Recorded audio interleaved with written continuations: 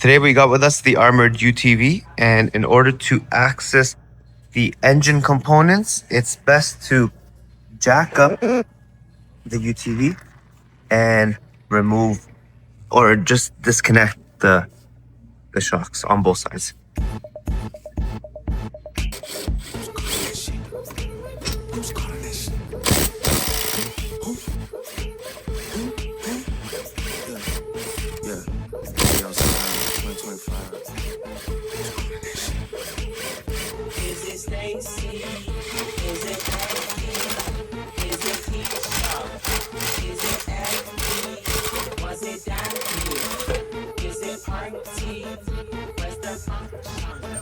And now you have way easier access in case you need to access the carburetor. So if you just playing around, you need to tell your girl, take a finance home, and that's real. Stop teasing me. Stop teasing me. I could change your life so easily. I keep begging you to stay, but you're leaving me.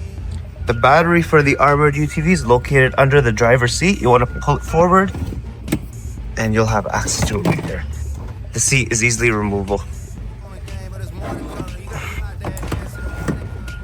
Also on the rear right side of the UTV, you've got your fuel pump located right here.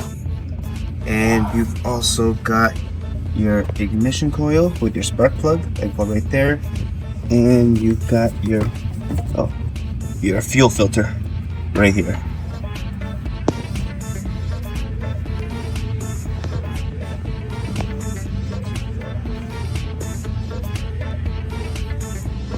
And on the left side of the UTV, you've got your CDI, you've got your voltage regulator, and you've also got your solenoid.